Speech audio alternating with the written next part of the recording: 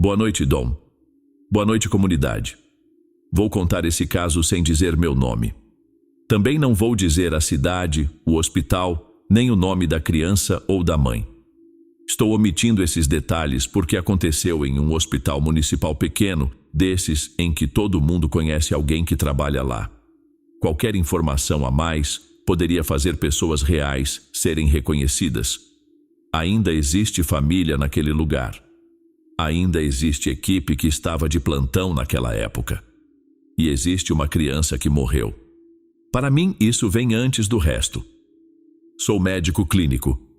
Na época, eu fazia plantões em um hospital simples do interior, do tipo que atende de tudo um pouco, de febre de criança a acidente de moto, mesmo sem estrutura para muita coisa. Era a única referência imediata para muita gente da região. Quando um caso passava do nosso limite, dependíamos de ambulância, contato com o hospital maior, vaga, retorno da regulação e, mais vezes do que eu gostaria de admitir, sorte. Falo da estrutura porque ela pesa. Quem nunca trabalhou em lugar assim talvez imagine que decisão médica é sempre um processo limpo, com recurso à mão e tempo para pensar. Não é. Às vezes você sabe o que deveria ser feito, mas precisa começar pelo que existe ali. O oxigênio disponível, o aparelho que ainda funciona, alguém tentando completar uma ligação, uma maca que acabou de ficar livre. A sala onde tudo aconteceu era chamada de sala de atendimento, mas virava emergência quando precisava. Tinha o básico: uma maca, material guardado em armário, um monitor em que ninguém confiava totalmente e um nebulizador usado mais do que deveria. Muita criança com falta de ar passava por ali. E, dependendo do plantão, todo o resto também. A rotina do hospital era mais ou menos essa. Meia hora de recepção vazia e, de repente, 3 casos chegando juntos. Tinha técnico correndo, acompanhante cobrando resposta, gente procurando motorista e a gente tentando resolver sem ter certeza de quase nada. O hospital seguia porque precisava seguir. Eu já tinha aprendido a trabalhar com pouco. Só não imaginava que um som tão comum pudesse ficar preso daquele jeito na minha cabeça. Isso aconteceu há 8 anos. Eu lembro desse período de um jeito estranho. Muita coisa da minha vida mudou depois e talvez por isso aquela noite tenha ficado separada em pedaços muito claros. O corredor mais quieto do que o normal. A lâmpada da recepção falhando.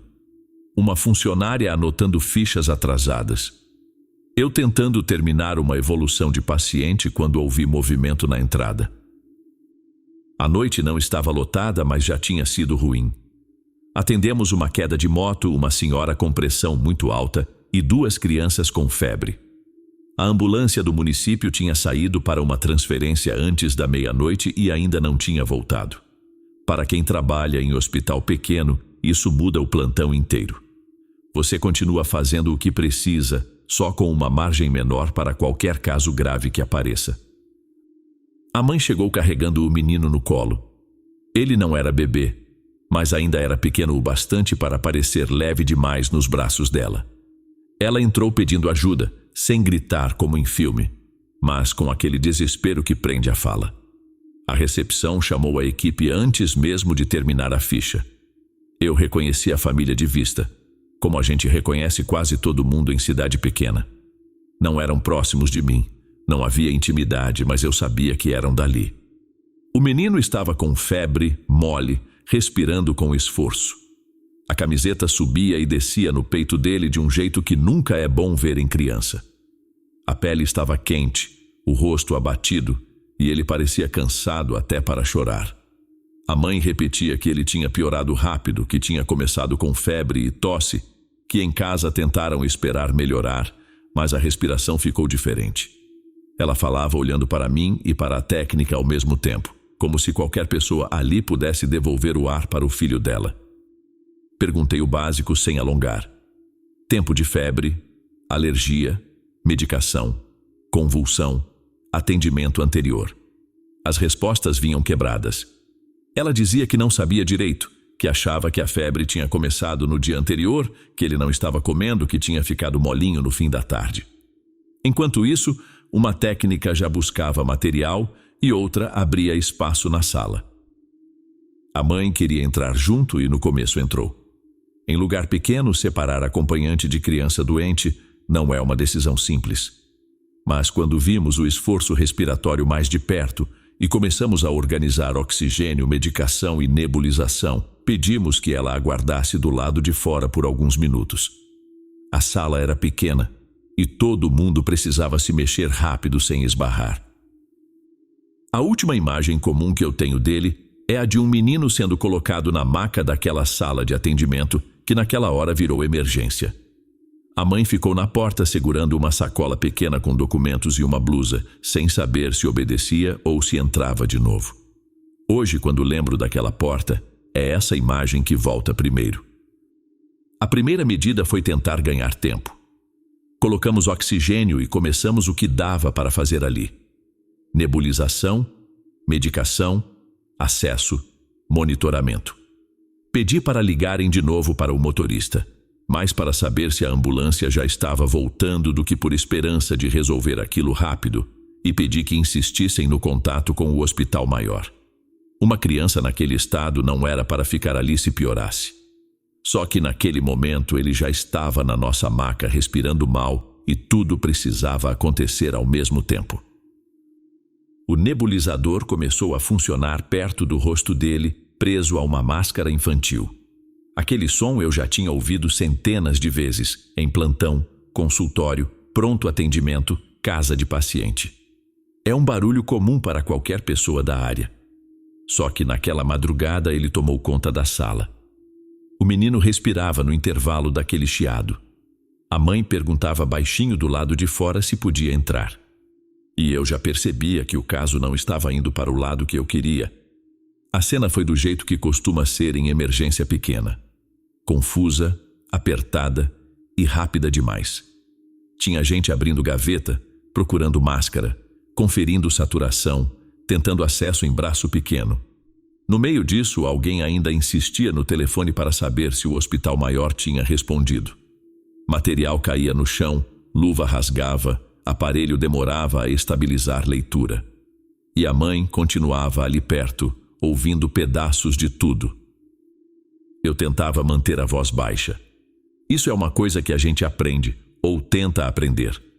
Quando todo mundo está com medo, o médico aumentar a voz só piora. A criança estava prostrada, com o peito trabalhando demais para pouco resultado. A febre deixava o corpo mole, e a respiração tinha aquele esforço que faz a gente olhar para o relógio mais vezes do que gostaria.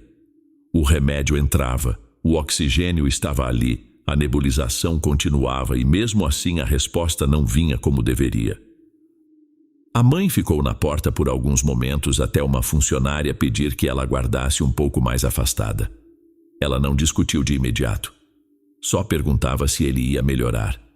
Eu respondi do jeito mais honesto que consegui naquele minuto, dizendo que estávamos fazendo tudo o que era possível ali e tentando transferência.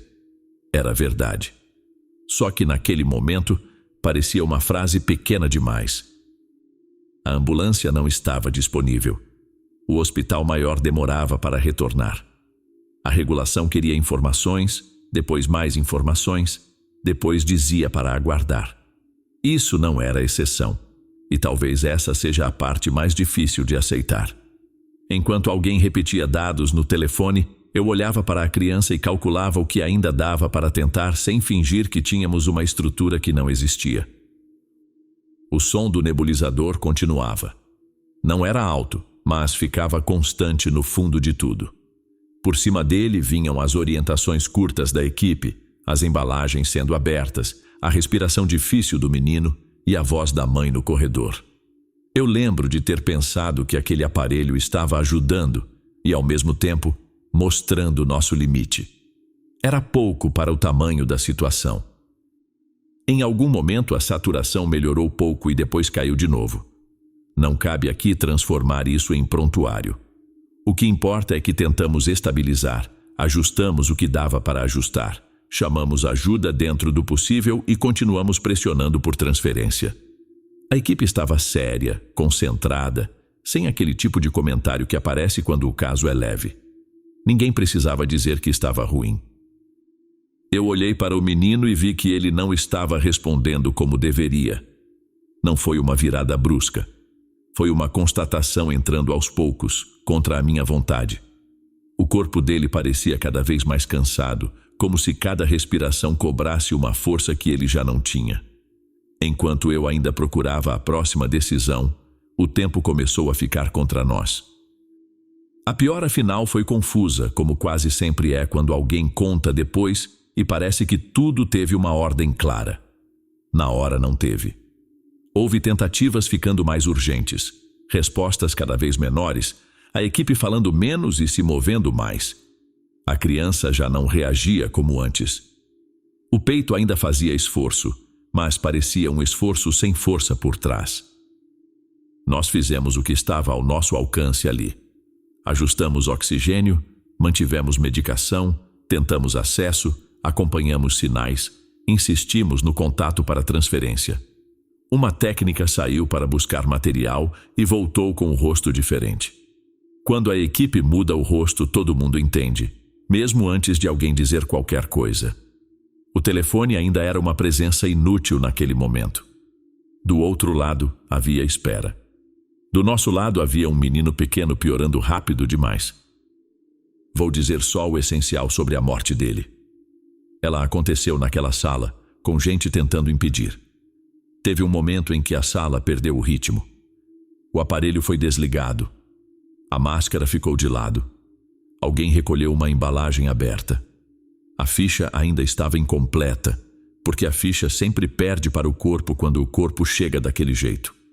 Lembro de olhar para o papel e achar absurda a existência daqueles campos vazios depois do que tinha acabado de acontecer.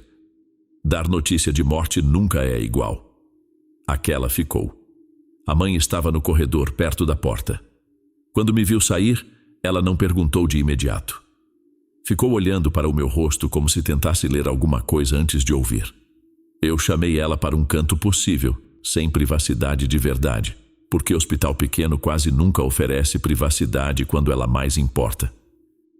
Eu disse que o filho dela não tinha resistido. Usei palavras simples. Não lembro cada frase, e acho que seria mentira dizer que lembro. Lembro do rosto dela esvaziando primeiro. Por alguns segundos, ela não chorou. Também não me empurrou, não fez escândalo, nada disso. Só ficou parada, com a sacola ainda na mão, olhando para mim como se eu tivesse falado em outra língua. Depois o choro veio quebrado, com falta de ar também, como se o corpo dela tivesse entendido atrasado. A equipe tentou amparar. Alguém pegou uma cadeira. Alguém falou com ela baixo. Eu fiquei ali porque era minha obrigação e porque sair parecia covardia. Ela perguntou se ele tinha sofrido. Perguntou se não dava para levar mesmo assim. Perguntou por que demoraram. Respondi o que consegui. O resto ficou sem resposta ali, no meio do corredor. Foi quando ela olhou para a sala e depois para mim. O nebulizador já estava desligado, mas a máscara infantil ainda estava perto da maca. Não sei se ela viu a máscara ou se só lembrou do som atravessando aquela porta o tempo todo. Ela falou baixo com uma firmeza que me marcou mais do que se tivesse gritado. O Senhor vai lembrar desse barulho. Deus vai fazer o Senhor lembrar. Ninguém respondeu. Naquela hora era luto. Era uma mãe dizendo a única coisa que conseguia dizer para alguém que, aos olhos dela, estava ligado para sempre ao último esforço do filho. Eu não senti raiva dela. Pelo menos não dela.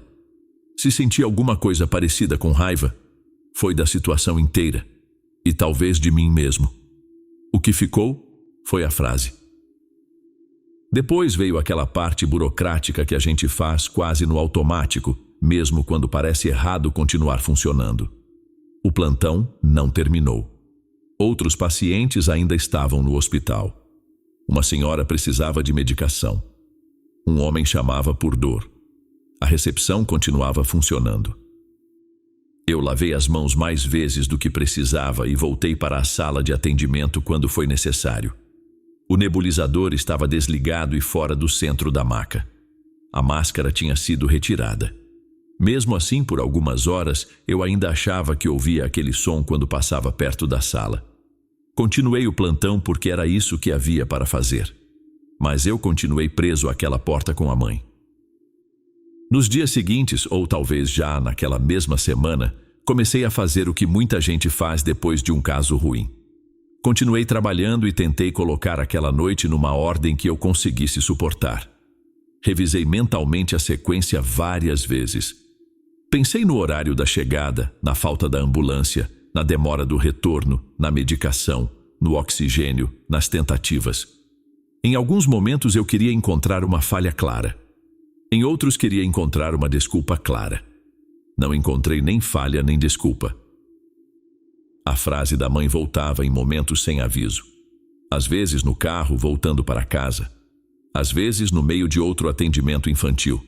Às vezes quando eu via uma máscara pequena dentro de uma gaveta. Mas o pior era o som. Qualquer nebulizador ligado me levava de volta para aquela sala. Eu podia estar atendendo uma crise simples, uma criança melhorando, e ainda assim vinha a lembrança daquele menino cansado demais para reagir. No começo, tratei isso como culpa e cansaço. Fazia sentido. Plantão acumula coisas na cabeça da gente. Quem trabalha em urgência aprende a guardar rápido o que não dá para resolver na hora. Pelo menos tenta. Eu não falava sobre isso com a equipe, além de comentários muito práticos. O caso era lembrado com cuidado, como se todo mundo evitasse encostar demais. Algumas semanas depois, em outro plantão noturno, eu estava preenchendo uma prescrição quando ouvi o chiado vindo da sala de atendimento. Foi curto, comum, exatamente o tipo de som que qualquer nebulizador faria ao ser ligado. Levantei a cabeça sem susto, porque minha primeira reação foi pensar que alguém tinha colocado o paciente lá dentro e eu não tinha percebido. Perguntei para a técnica mais próxima se havia alguém na sala. Ela disse que não. Ainda assim fui conferir, porque em hospital pequeno sempre pode ter alguém entrando sem avisar, ou uma mãe colocando criança na maca antes da ficha, ou funcionário deixando o material ligado. A porta estava encostada. A luz de dentro estava apagada, mas a claridade do corredor bastava para ver a maca vazia. Entrei e acendi a luz. O nebulizador ficava numa bancada lateral, não na maca. Estava desligado, com a tomada solta atrás da bancada, como ficava muitas vezes quando alguém recolhia com pressa. Toquei no aparelho por reflexo. Estava frio, parado, sem máscara conectada. Naquele momento, a explicação mais simples era que eu tinha ouvido errado. Algum ruído de outro setor, alguma torneira, alguma coisa do compressor, minha cabeça completando um som que já estava nela. Aceitei essa explicação porque precisava aceitar. Apaguei a luz e voltei para a prescrição. Antes de sentar, olhei outra vez para a porta. A sala estava como eu tinha deixado. Mesmo assim, saí dali com a impressão de que alguém tinha acabado de usar aquele espaço e ido embora rápido demais.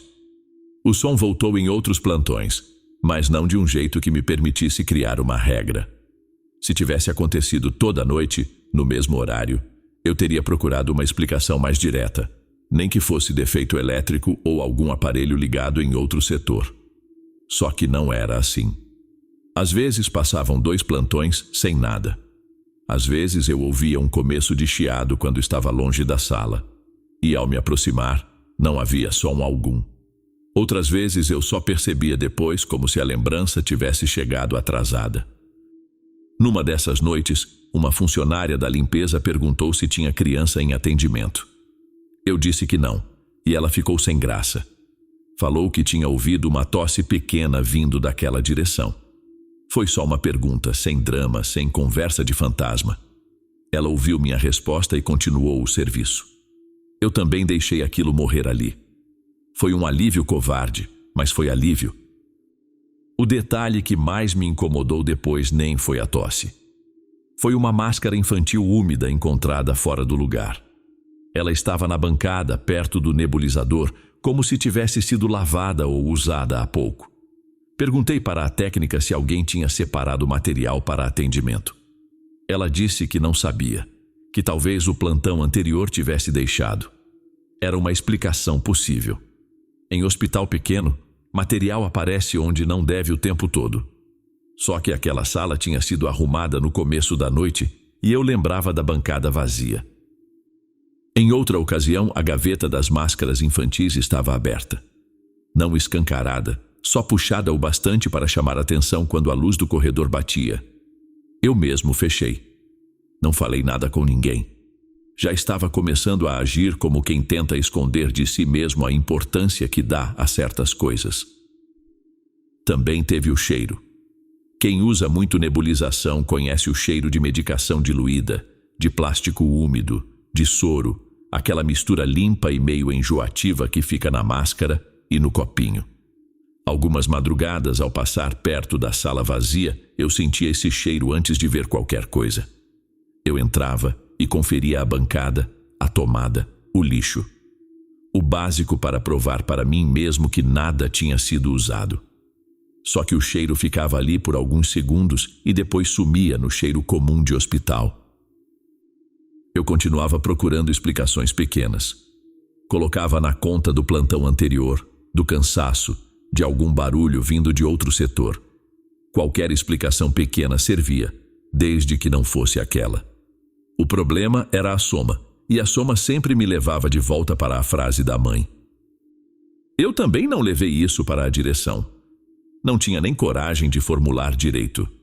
Como é que eu ia pedir manutenção dizendo que um nebulizador fazia barulho desligado? Só de imaginar essa frase escrita eu já me sentia ridículo. Comentei uma vez de forma vaga que aquela sala me deixava desconfortável desde o caso do menino. Uma técnica respondeu que também evitava ficar ali sozinha quando estava muito tarde. Depois mudou de assunto. Foi nessa fase que comecei a alterar pequenas rotinas. Chamava alguém para entrar comigo quando precisava procurar material. Deixava a porta mais aberta. Acendia a luz antes de passar pela frente, mesmo quando ia apenas pegar uma ficha. Se eu ouvia qualquer chiado, esperava alguns segundos no corredor, como se o som pudesse se explicar sozinho. Não se explicava. Eu seguia atendendo, prescrevendo, dando alta quando precisava. O plantão não parava por causa do meu desconforto. Por dentro, eu tinha criado um caminho diferente dentro do hospital, um jeito de evitar ficar sozinho perto daquela sala quando a madrugada esvaziava os corredores. A noite em que vi a sombra foi numa madrugada fria, daquelas em que o hospital fica mais quieto porque até a rua parece demorar a trazer gente.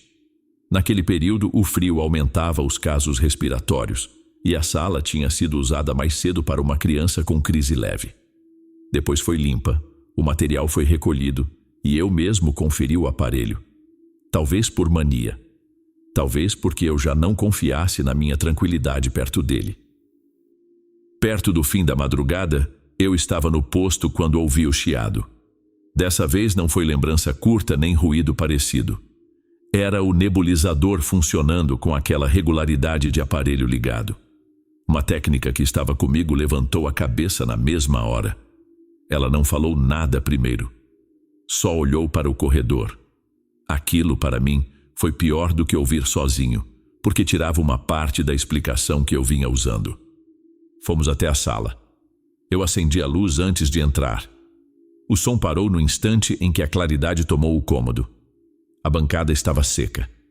O nebulizador estava lá, desligado, com o fio enrolado de qualquer jeito e a tomada fora da parede. Não havia paciente nem material montado para atendimento. A técnica olhou para mim e disse apenas que tinha ouvido também. Depois saiu para chamar uma funcionária, como se mais uma pessoa pudesse deixar aquilo menos absurdo, e eu fiquei ali esperando por alguns segundos. Foi nesse intervalo que eu notei um movimento no canto oposto, perto da maca. Não cheguei a ver uma aparição inteira. Não tinha rosto, roupa definida, nada que eu consiga descrever com segurança. Era uma sombra pequena, baixa, parada por menos de um segundo onde não deveria haver ninguém. Quando virei o corpo de verdade para olhar, não havia mais nada. Eu fiquei sem reação. O medo veio misturado com vergonha e reconhecimento. Aquela imagem não avançou, não pediu nada, nem pareceu me ameaçar. Só me deu a impressão de que aquela sala ainda pertencia, de algum jeito, àquele caso. Na hora eu pensei no menino, na mãe e na frase dela. Depois disso, aceitei uma ajuda que antes eu teria recusado. Uma funcionária mais antiga falou de uma senhora que fazia benzimento, uma pessoa conhecida por gente do hospital. Fui até ela em um dia de folga sem contar a história inteira. Ouvi uma oração simples e deixei que rezasse por mim e pelo menino. Não perguntei demais. Saí de lá praticamente com as mesmas dúvidas, mas um pouco menos sozinho com aquilo. A partir daí, antes dos plantões, eu rezava do meu jeito. Não era bonito, nem frequente antes desse caso, mas virou hábito por um tempo. Também passei a entrar naquela sala sempre com a luz acesa, mesmo de dia, e evitava ficar ali sozinho quando não havia necessidade. Foi o que coube. Aos poucos os sinais diminuíram. Primeiro o chiado deixou de aparecer. Depois, aquela tosse curta que a funcionária tinha ouvido não foi mais comentada comigo. Eu também não vi a máscara infantil aparecer de novo fora do lugar, e a gaveta das máscaras parou de ficar aberta sem motivo claro. O cheiro de medicação ainda me pareceu voltar uma ou duas vezes, mas já não sei dizer se estava mesmo ali ou se eu tinha aprendido a procurar por ele. A sombra eu nunca mais vi. Isso não me trouxe uma resposta. Só trouxe uma espécie de encerramento prático, desses que a gente aceita porque precisa continuar trabalhando. A sala voltou a ser sala de atendimento. Crianças melhoraram ali depois. Idosos receberam oxigênio ali. A rotina voltou para dentro daquele cômodo como se nada tivesse acontecido. O hospital voltou ao normal, pelo menos por fora. Eu também continuei. Por um tempo pedi para trocar alguns plantões. Depois parei. A vida profissional vai empurrando a gente para frente, mesmo quando uma parte fica parada. Ainda hoje, quando escuto um nebulizador em ambiente muito silencioso, lembro daquela mãe. Lembro da frase dela. Lembro que o menino chegou vivo nos braços dela e saiu daquela noite de outro jeito.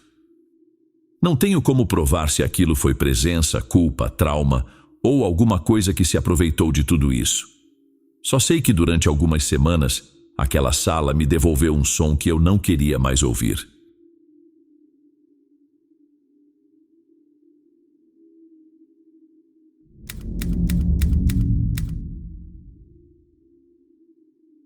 Meu nome é Marcos. Sou de Piraí do Sul, no Paraná, e moro até hoje com meus pais na zona rural. Não falo isso para fazer drama, não. É só a realidade da minha vida por enquanto. A casa é deles, eu ajudo no que dá, tenho minhas próprias despesas e ainda não consegui sair sem deixar tudo mais pesado para todo mundo. Meus pais são casados há décadas. Quem vê de fora talvez imagine um casal já acostumado um com o outro, desses que passaram da fase de discutir por qualquer coisa. Lá em casa nunca foi bem assim. Eles não viviam se agredindo nem fazendo escândalo para os outros ouvirem, mas as brigas sempre existiram. Às vezes era dinheiro, serviço atrasado, alguma coisa da cozinha ou uma conta que um jurava que o outro tinha esquecido. No fundo, muitas discussões nem tinham um assunto certo. Uma palavra puxava outra, e quando eu via, os dois já estavam falando alto. Com o tempo, a casa se acostumou a isso de um jeito ruim. Depois da briga, vinha aquele período em que ninguém comentava nada. Minha mãe mexia nas coisas dela fingindo que nada tinha acontecido. Meu pai saía para o terreiro, ia para o galpão ou ficava sentado em algum canto, quieto. Eu aprendi a não entrar no meio. Não porque eu não ligasse, mas porque quase sempre piorava. No começo do ano passado, teve uma discussão mais feia. Não lembro cada frase e nem faria sentido repetir. O que eu lembro com clareza foi o que aconteceu depois. Minha mãe foi para o quarto deles e fechou a porta.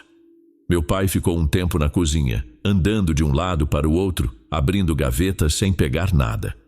Depois foi até o quarto, voltou com o travesseiro debaixo do braço, um lençol dobrado de qualquer jeito e o carregador do celular enrolado na mão. Ele não anunciou grande coisa. Só disse que naquela noite ia dormir no quartinho dos fundos. O quartinho ficava depois da área de serviço, encostado numa parte mais velha da casa. Não era bem um quarto, pelo menos não como os outros. Tinha porta, janela pequena e energia, mas servia mais como depósito.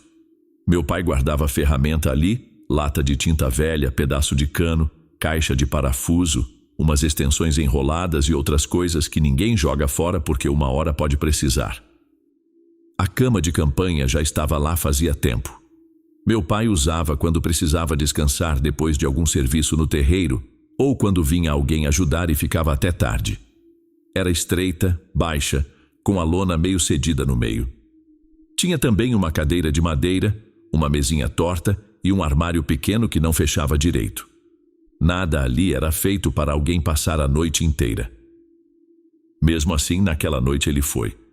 Ouvi a porta dos fundos abrindo, depois o barulho dele arrastando alguma coisa lá dentro para abrir espaço.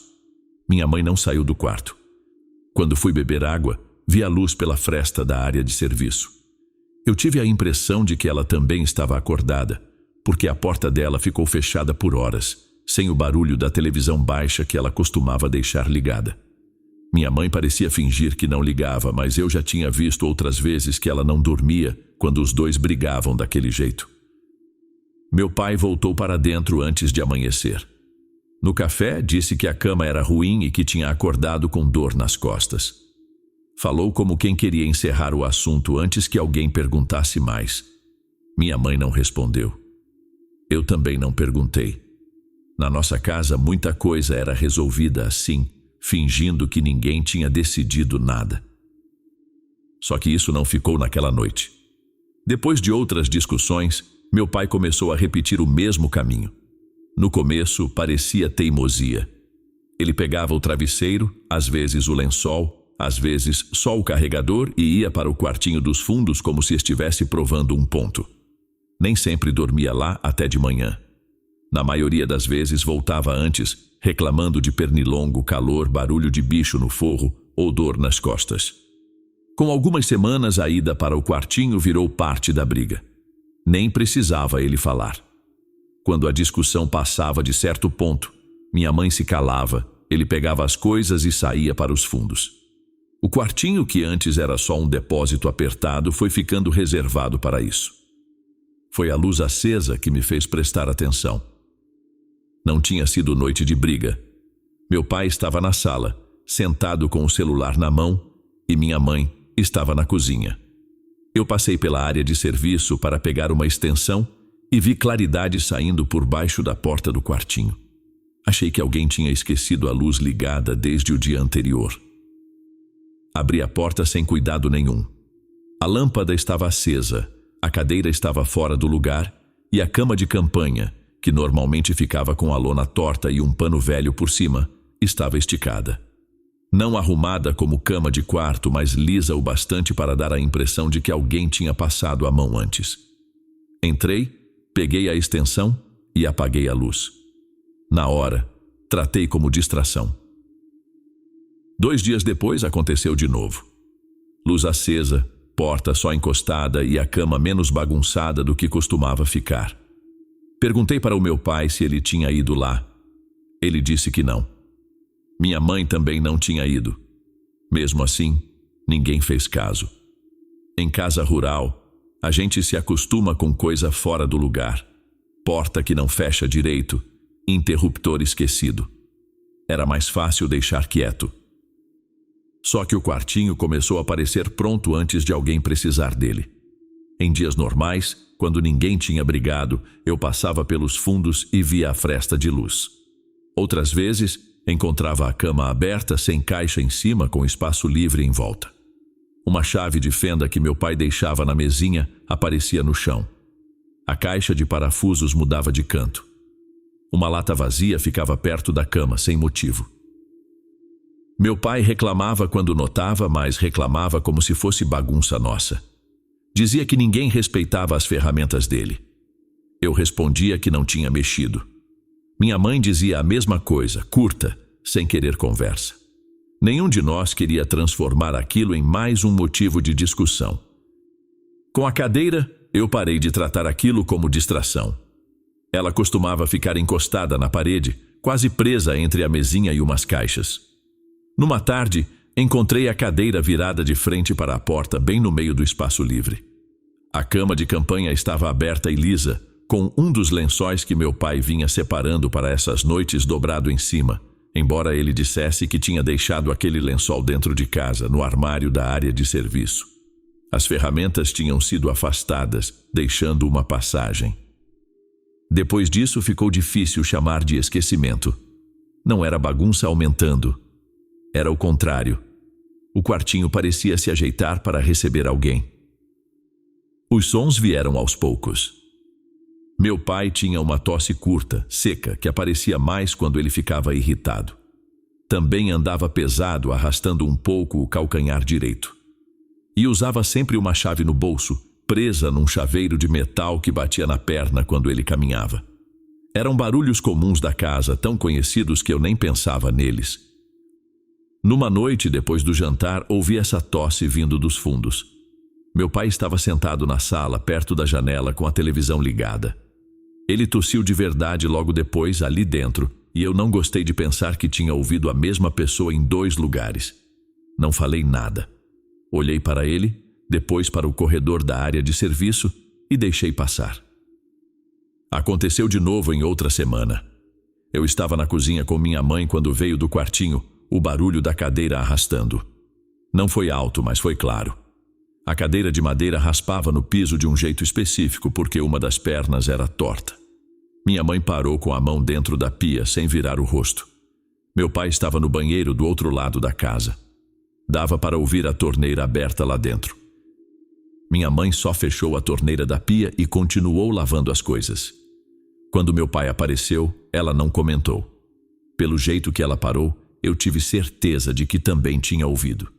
Só não sei se ficou com medo, se preferiu negar ou se simplesmente não queria transformar aquilo em mais uma discussão naquela casa. Os ruídos ficaram mais fáceis de reconhecer. Às vezes eram passos fortes perto da porta dos fundos. Às vezes era a chave batendo, igual quando meu pai andava procurando tomada para o carregador. Uma vez, ouvi a cama de campanha ceder, aquele rangido baixo da lona esticando. Meu pai estava na cozinha, comendo pão em pé, e eu não conseguia olhar para ele sem pensar que o som tinha vindo exatamente do lugar onde ele deitava. Foi nessa época que ele passou a voltar cada vez mais cedo quando ia dormir lá. Antes, ficava algumas horas. Depois, meia hora já era muito. Entrava irritado, como se alguém tivesse provocado ele, e largava o travesseiro no sofá ou em cima da mesa. As desculpas eram simples. Calor demais. Dor nas costas. Falta de ar. Pernilongo. Algum bicho mexendo nas caixas. Minha mãe escutava sem responder, com aquele jeito de quem preferia aceitar uma explicação ruim a ter que encarar outra coisa. Eu também não forçava. Só que para nós 3 o quartinho já não ficava vazio do mesmo jeito. O que fez meu pai perder a pose não foi um barulho. Foi o que ele começou a encontrar lá dentro. Numa manhã, depois de uma dessas noites em que ele tinha voltado cedo, fui até o quartinho procurar uma chave de boca. A cama de campanha estava afundada no meio, como se alguém pesado tivesse acabado de levantar. Não era só a lona velha cedida. O lençol tinha uma marca comprida de corpo mesmo e o travesseiro estava amassado no canto que meu pai costumava usar.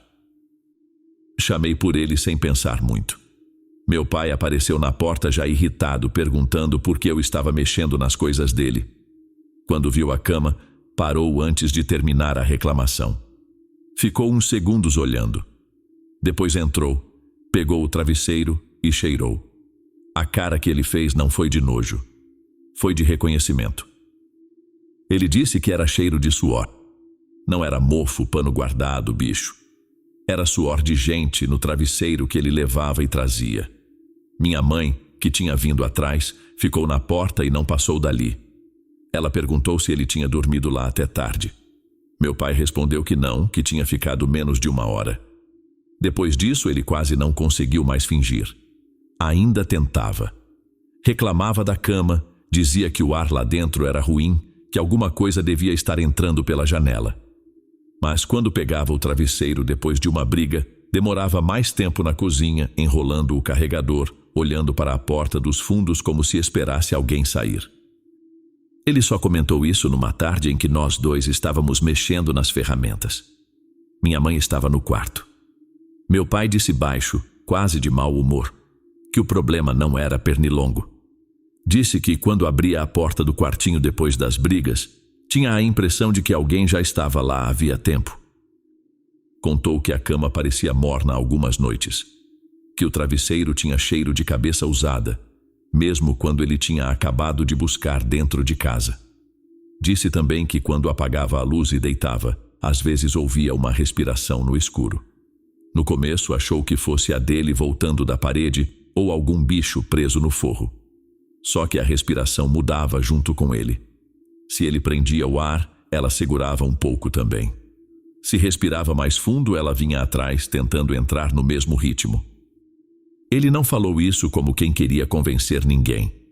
Falou como quem já tinha passado do ponto de negar para si mesmo.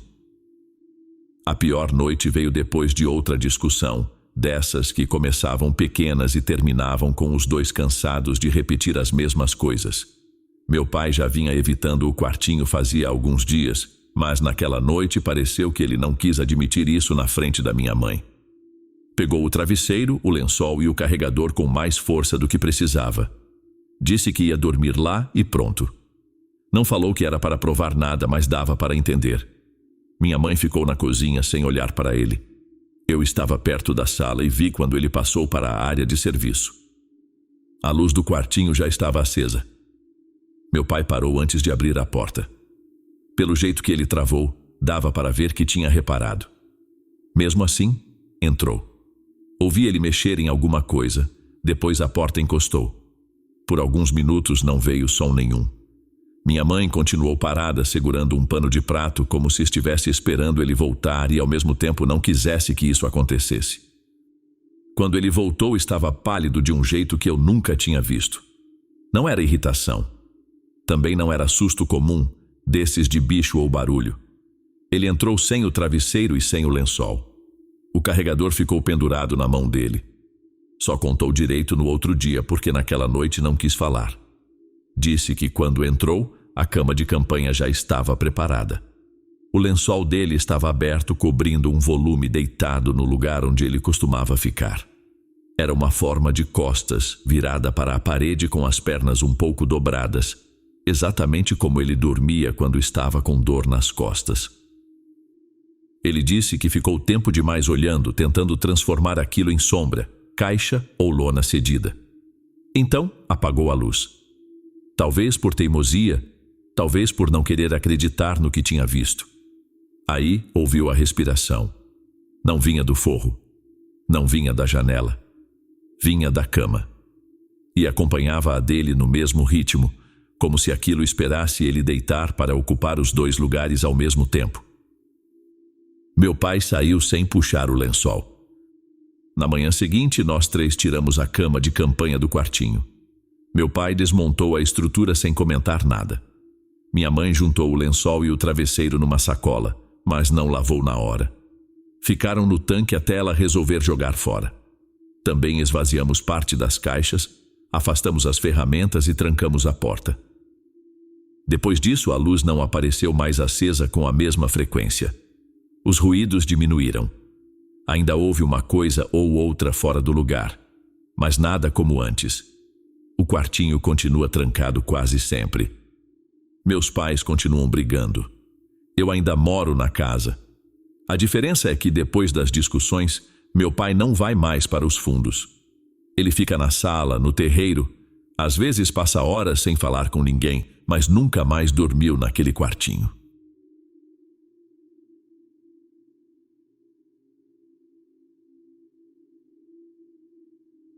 Bem, amigos, esses foram os relatos de hoje. E os dois me deixam com uma sensação parecida. E olha que, na superfície, eles não têm tanta coisa em comum. No primeiro, eu não consigo olhar só como uma assombração de hospital. Pode ter sido trauma. Pode ter tido alguma coisa espiritual ali também. Ou as duas coisas se misturando. Mas eu entendo por que, depois daquilo, o som de um nebulizador deixou de ser só um som para ele. Já no relato do Marcos, o que mais me deixa pensativo é a forma como o quartinho parecia se preparar antes das brigas. como se aquele lugar já soubesse que alguém iria para lá. E, sinceramente, eu não julgaria o pai por ter parado de dormir naquele cômodo. Para ser sincero de verdade, eu não teria dormido nem uma noite lá. Deus me livre. No fim, nenhum entrega uma resposta fechada. Fica uma dúvida ali, difícil de empurrar para longe. Para os que chegaram até aqui, obrigado pela companhia. Não esqueçam de marcar presença nos comentários. Uma excelente noite. Um abraço do Dom.